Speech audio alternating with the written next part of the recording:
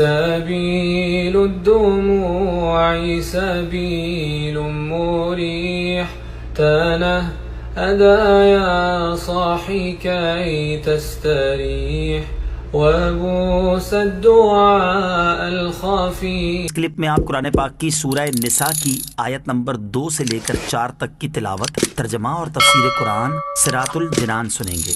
بسم اللہ الرحمن الرحیم. ترجمہ: اللہ کے نام سے شروع جو نہایت مہربان رحمت والا ہے. وَآتُوا الْيَتَامَى أَمْوَالَهُمْ وَلَا تَتَبَدَّلُوا الْخَبِيثَ بِالطَّيِّبِ وَلَا تَأْكُلُوا أَمْوَالَهُمْ إِلَىٰ أَمْوَالِكُمْ إِنَّهُ كَانَ حُوبًا كَبِيرًا. ترجمہ: اور یتیموں کو ان کے مال دے دو اور پاکیزہ مال کے بدلے گندا مال نہ لو، اور ان کے مالوں کو اپنے مالوں میں ملا کر نہ کھا جاؤ، بے شک یہ بڑا گناہ ہے. وَآتُوا الْيَتَامَى أَمْوَالَهُمْ، اور یتیموں کو ان کا مال دو. اس آیت کا شان نزول یہ ہے کہ ایک شخص کی نگرانی میں اس کے یتیم بھتیجے کا بہت زیادہ مال تھا. جب وہ یتیم بالغ ہوا اور اس نے اپنا مال طلب کیا تو چچا نے دینے سے انکار کر دیا. اس پر یہ آیت نازل ہوئی جسے سن کر اس شخص نے یتیم کا مال اس کے حوالے کر دیا اور کہا کہ ہم اللہ تعالیٰ اور اس کے رسول صلی اللہ تعالیٰ علیہ وسلم کی اطاعت کرتے ہیں. آیت کا مفہوم یہ ہے کہ جب یتیم اپنا مال طلب کرے تو ان کا مال ان کے حوالے کر دو، جبکہ دیگر شرعی تقاضوں کو پورا کر لیا ہے، اور اپنے حلال مال کے بدلے یتیم کا مال نہ لو جو تمہارے لیے حرام ہے، جس کی صورت یہ ہے کہ اپنا گھٹیا مال یتیم کو دیکھ کر اس کا عمدہ مال لے لو.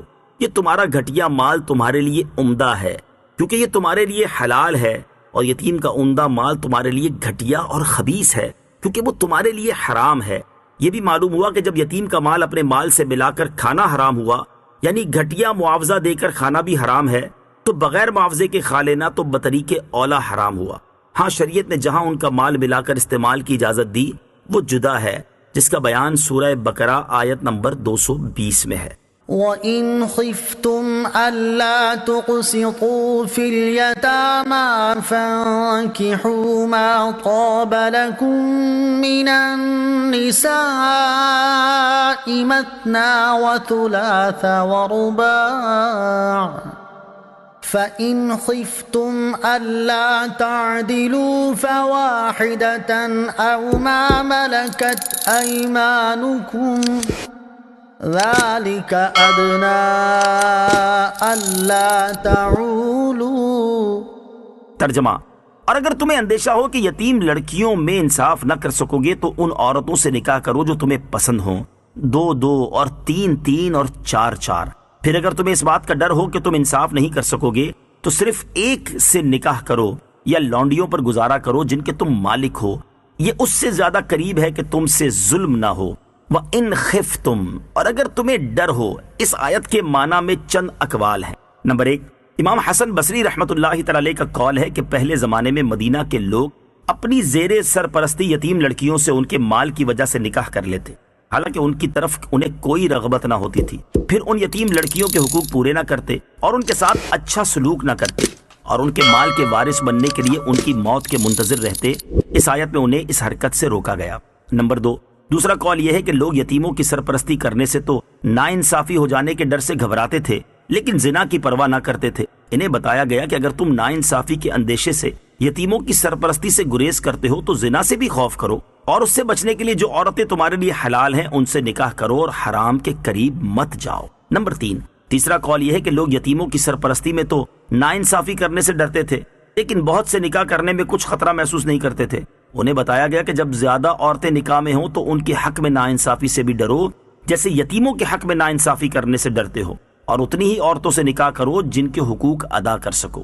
نمبر 4، حضرت اکرمہ رضی اللہ تعالی عنہ نے حضرت عبداللہ ابن عباس رضی اللہ تعالی عنہما سے روایت کیا کہ قریش 10 بلکہ اس سے زیادہ عورتیں کرتے تھے، اور جب ان کا بوجھ نہ اٹھا سکتے تو جو یتیم لڑکیاں ان کی سرپرستی میں ہوتی ان کے مال خرچ کر ڈالتے. اس آیت میں فرمایا گیا کہ اپنی مالی پوزیشن دیکھ لو اور 4 سے زیادہ نہ کرو تاکہ تمہیں یتیموں کا مال خرچ کرنے کی حاجت پیش نہ آئے. نکاح سے متعلق 2 شرعی مسائل. نمبر 1، اس آیت سے معلوم ہوا کہ آزاد مرد کے لیے ایک وقت میں 4 عورتوں تک سے نکاح جائز ہے۔ نمبر 2، تمام امت کا اجماع ہے کہ ایک وقت میں 4 عورتوں سے زیادہ نکاح میں رکھنا کسی کے لیے جائز نہیں سوائے رسول کریم علیہ الصلوۃ والسلام کے، اور یہ بات آپ علیہ الصلوۃ والسلام کی خصوصیات میں سے ہے۔ ابو داؤد کی حدیث میں ہے کہ ایک شخص نے اسلام قبول کیا، اس کی 8 بیویاں تھیں۔ نبی کریم علیہ الصلوۃ والسلام نے فرمایا ان میں سے صرف 4 رکھنا۔ فَإِنْ خِفْتُمْ أَلَّا تَعْدِلُوا، پھر اگر تمہیں عدل نہ کر سکنے کا ڈر ہو۔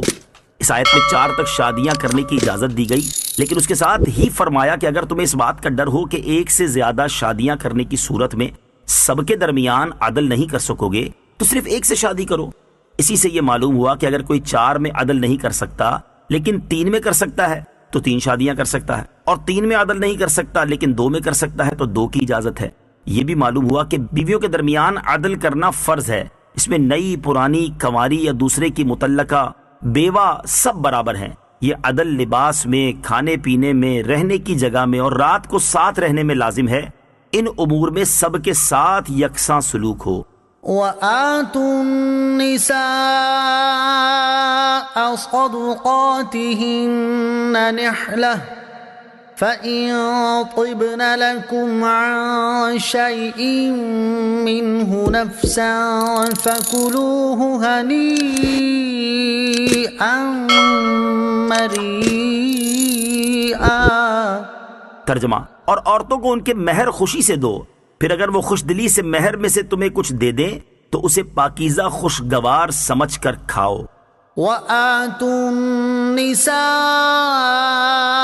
صَدُقَاتِهِنَّ نِحْلَةً، اور عورتوں کو ان کے مہر خوشی سے دو۔ اس آیت میں اللہ تعالیٰ نے شوہروں کو حکم دیا کہ وہ اپنی بیویوں کو ان کے مہر خوشی سے ادا کریں، پھر اگر ان کی بیویاں خوش دلی سے اپنے مہر میں سے انہیں کچھ تحفے کے طور پر دے دیں تو وہ اسے پاکیزہ اور خوشگوار سمجھ کر کھائیں، اس میں ان کا کوئی دنیاوی یا اخروی نقصان نہیں ہے۔